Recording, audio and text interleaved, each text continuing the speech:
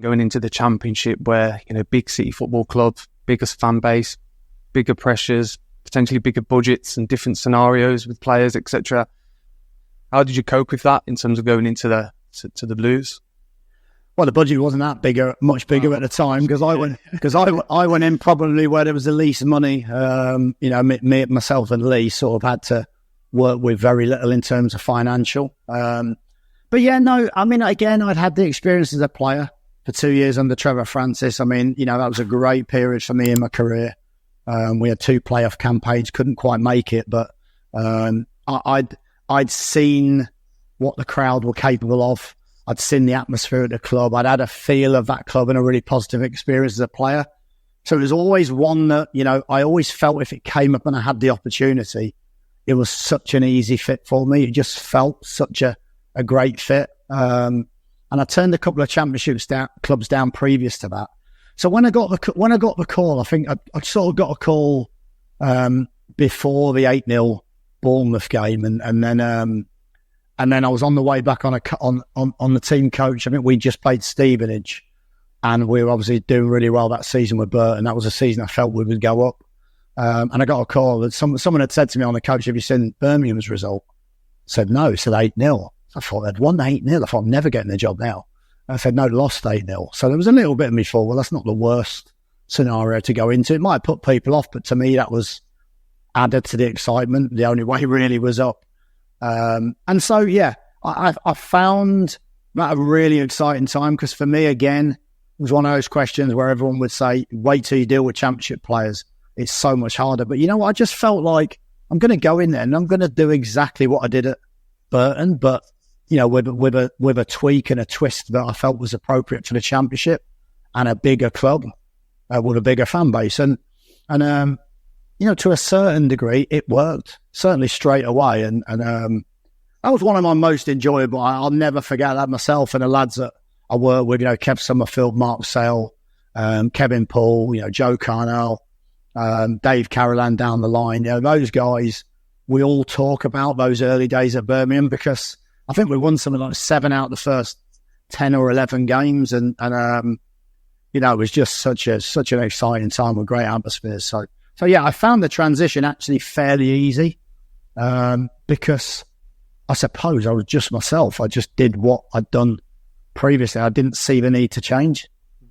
Just on that then, so if you're going into an environment where they've lost 8-0 to Bournemouth and morale's low, self-esteem's low and confidence is low, what do you do as a management team then to try and boost that? Is there anything that you think is valuable going into environments such as that to try and bring the team back to the winning ways? Could you share some insight there? Yeah, I think, you have to look at that sort of key to impact management. How do you kind of reset? Everyone goes in and does the same way. They say, look, it's a clean slate for everybody. Do you know what I mean? But I literally, I think the first morning I wrote the league table up and everyone had played no games, no wins, no draws, no losses. And I said, I don't care about what's happened before. I only care about how high we finish this table. That's all I'm interested in. I think we had something like 30 odd games to go. And thankfully for me, because we won games early, after about 5 games, I think we're in third in that imaginary table. So for me, it was just a way of reinforcing we are capable of, I'll only judge them on what we're doing now, and we are capable of being a top team. And I think that changed the psychology an awful lot. It was a gamble because we could have lost the first 5 games. I'd have probably scrapped that idea very quickly had that have been the chance. But I knew if we won, it was a powerful tool.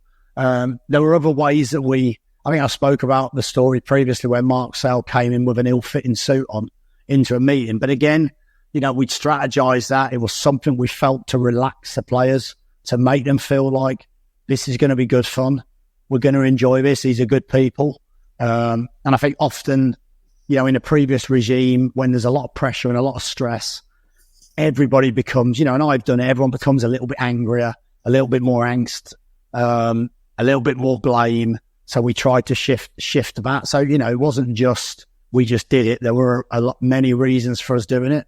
And then I think the obvious one is you have to have absolute clarity in how you're going to work, whether that's on the training pitch, whether that's, the way they're going to play, whether that's the team. I've done a lot of work on the team previously to see who I felt would fit how we wanted to play. So, for example, Andy Shinnie for me was just a natural 10. So we played him there straight away.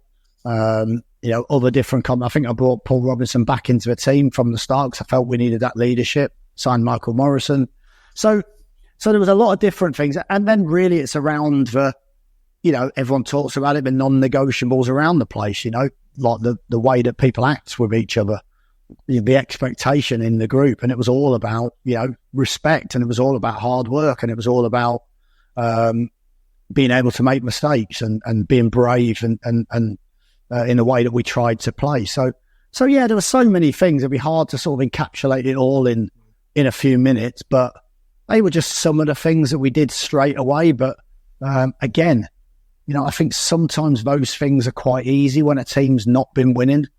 You just have to be very, very clear on how you're going to do it. So obviously, from what you've said, you looked at your leadership in terms of leading the team.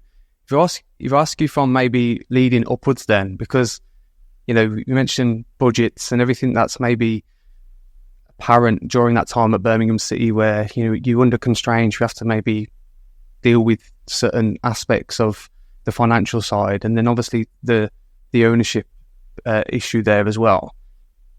The elephant in the room is obviously you getting sacked at that period where we were 7th in the table.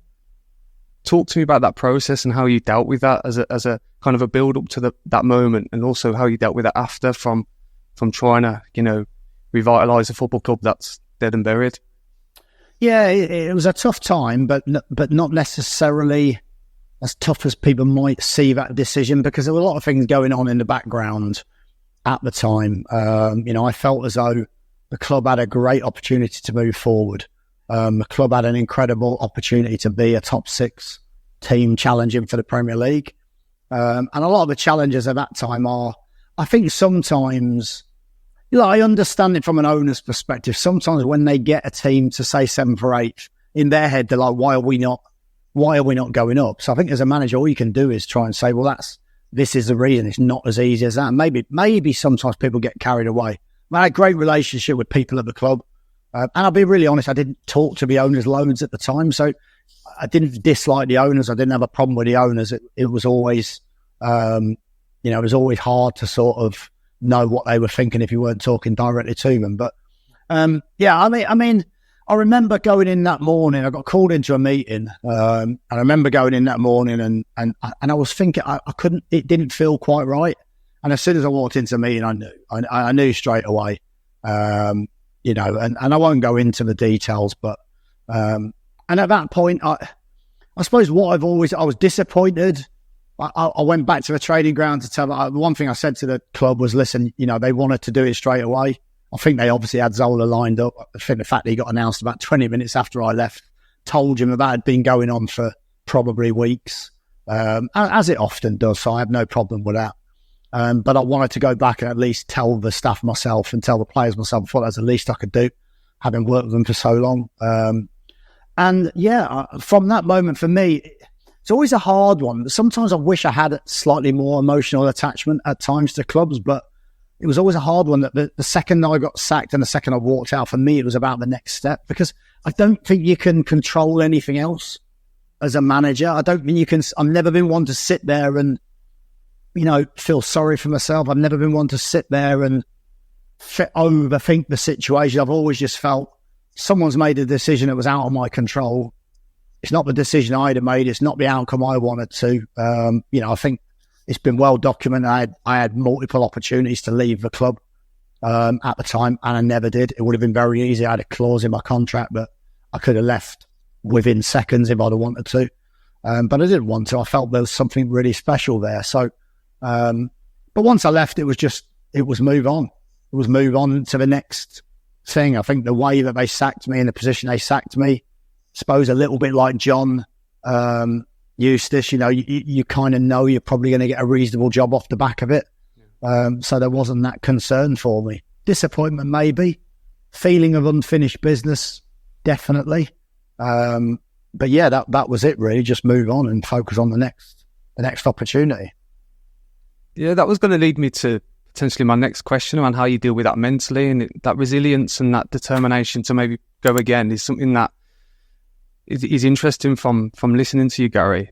How do you deal with that in terms of, trying to motivate yourself and trying to think about maybe the next role and the consequences of certain things? Because obviously that sacking was ruthless in my opinion, and I'm sure many Birmingham City fans agree with that. And the fact that he still continues to be in conversations, you mentioned Eustace there, proves that point. So what do you do to reflect and go again? Is there anything that you do within that process on your time within that transition? I think most of the time you probably have a week or two where you try not to think too much about it. You try and spend a little bit of time with the family, you maybe go away on holiday when you haven't had that opportunity and try and relax. And then usually again, there's that period of reflection. There's that period of, okay, now I have an opportunity where I have time to try and improve. That's always been something I've been fascinated with. I've never ever set a benchmark of where my management career could go. I've always set a benchmark of I always want to learn. I want to keep improving. And for me, that's the most important bit.